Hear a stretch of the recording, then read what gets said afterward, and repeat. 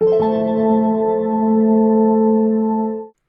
going on, guys? Welcome back to another video. Today we're going to be talking about some of the new notification changes in iOS 15, particularly around interruption levels and focus modes.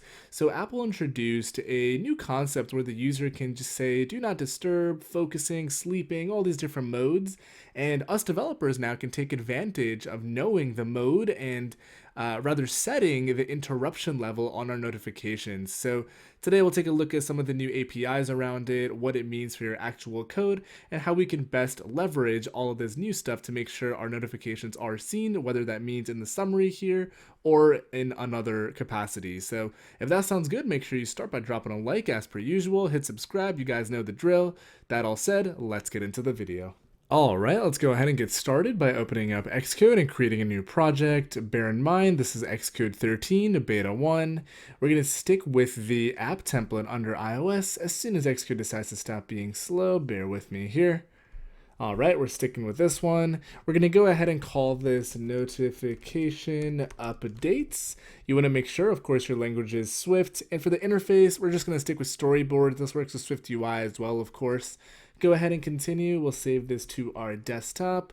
I'm going to go ahead and expand our Xcode window and close the attributes inspector. And we're going to jump into the view controller file momentarily. We'll go ahead and expand that, close that, and we'll jump into the view controller. So I'm going to create a function here, and this is going to be called schedule notification. And we'll start writing this function now where we'll talk about the new different notification focus modes, which are new for iOS 15. So we'll go ahead and do that.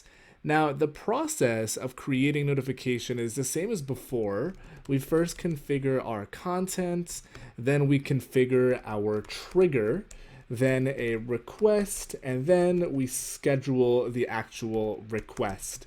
The thing that is new for iOS 15 is this thing called focus mode. So the device allows you to specify if you're sleeping or working or reading.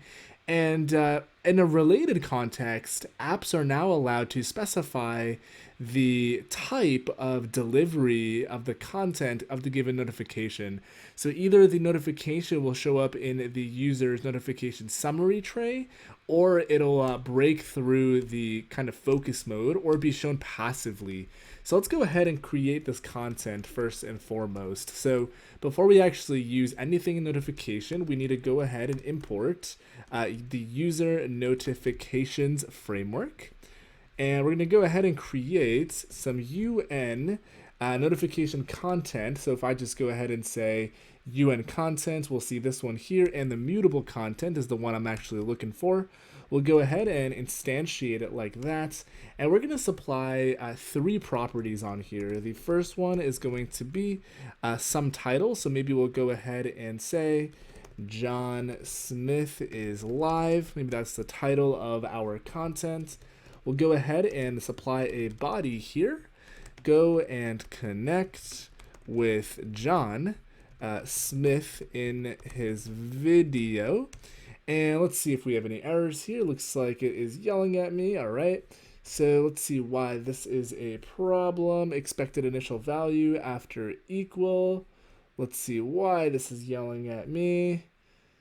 So let's see, let's go ahead and do a command B. It should allow me to instantiate it like that. Let's see if I have any weird issues here. All right, there we go. The error went away. Xcode is just being dumb. And the last thing we want to do here, which is new, let's see if I can go ahead and find it. There's body, title, attachment, badge, category, and this is the one we care about, interruption level.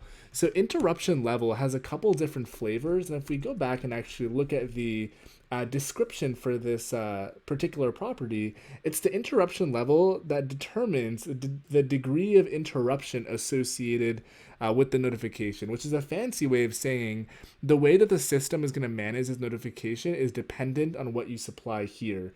So let's go ahead and see what's available. So this is of type UN notification interruption level.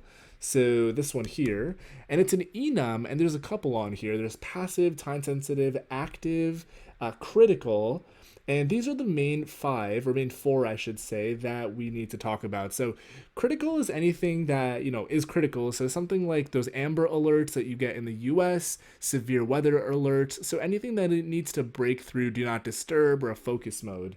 Passive is something that will show up either silently if the user is in do not disturb, or maybe it'll show up in the summary tray of notifications in iOS 15. Time sensitive is also something that'll show up at a particular time of day. Whoops, let's get that back. Or what you can go ahead and do is schedule it to show up at a particular time. Active, I believe this is the default case. This is basically the system presents this notification immediately on the screen. Something like sending maybe a text message or a Facebook Messenger message. So let's go ahead and maybe schedule something that is, let's not do critical, let's not be annoying. Let's go ahead and say time sensitive. So this is a new thing. So now that we've created this content, the next thing we want to go ahead and create is a trigger. So I'm going to use a UN. I believe there is a time interval trigger is what I'm looking for here. So we're going to go ahead and instantiate one of these. And this guy takes in an actual time interval and a repeat. So we're going to say for repeat, we'll go ahead and say false. And this, we're going to say date. And we're going to go ahead and add some time to it. So we'll go ahead and say, so this is time interval, so we actually don't need date.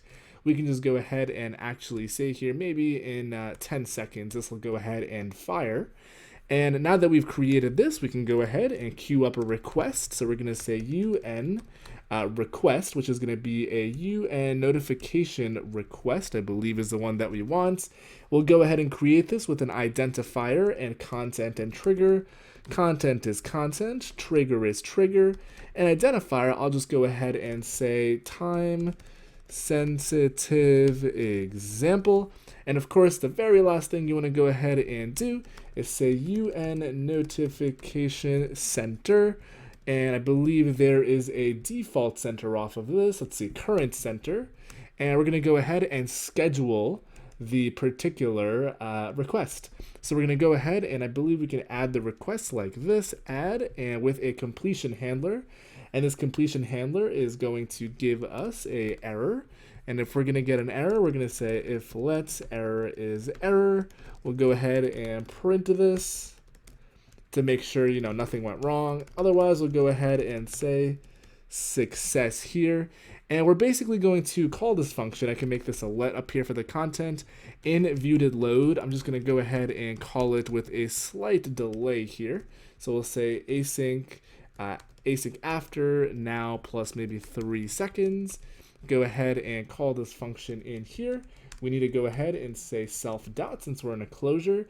And let's go ahead and give this a run in the simulator and let's see what actually happens. So let's see why this is yelling at me. Expected member name.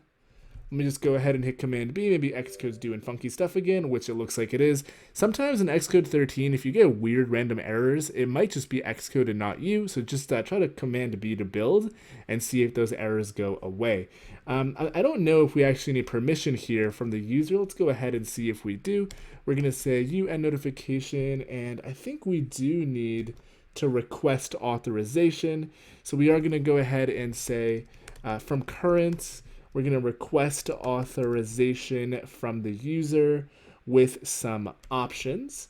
Now let's see what these options are. This is going to be a option like so. We're going to say this is for, let's see, critical alerts. We'll just go for alerts, just like that. And we're going to go ahead and say completion handler. We'll get rid of both of these since we don't really care about them. And we're going to actually move this delay block inside of here. Basically, once the user has granted permission, thereafter, we will go ahead and actually try to queue up this request. So let me go ahead and pick a simulator from our list. We'll stick with the 12 Pro Max and give this a run.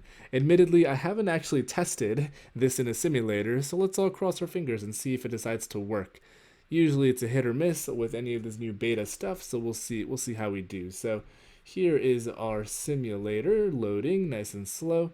What I really like about this new notification thing is the fact that you get a little bit more control over how your notifications are managed, especially when a user puts their device into like do not disturb or any other focusing setting. It's just kind of nice to know, more appropriately, especially with the new summary tray with notifications, how the iOS OS is going to handle displaying of your notifications. So let's see what is going on. Don't see anything yet in the console. I think the app is still launching here. All right, let's bear with it. Sometimes the first launch is a little flaky, so we can try that maybe one more time. We try building and running once more. All right, bear with it. There we go. Launching, and there is our request. We're going to hit allow. Now it should go ahead and schedule the particular, it says down here, we've got a success, which means we have scheduled that notification. And let's see if we actually end up getting it on our lock screen. So here is our lock screen, and boom, there is our notification. So we went ahead and used time sensitive. I wish there was a way to demo the summary, notification summary, but it looks like there is not. But we definitely did actually receive our notification, which is pretty cool. It's definitely working, and the interruption level API is available and ready for consumption. So that is all I've got for you guys today. Lots of new notification stuff to play around with. Pretty critical to most applications. Really drives user engagement regardless of what type of app you're building. Don't overdo it and annoy your users. Make sure you're using it appropriately. And yeah, let me know if you have any questions down below. Curious to hear your thoughts on the new API. Is it useful? Is it annoying for developers? Drop a like down below if you haven't done so already. Subscribe to the channel if you're new and into iOS and want to stick around for more. Thanks again for watching. I'll catch you on the next one.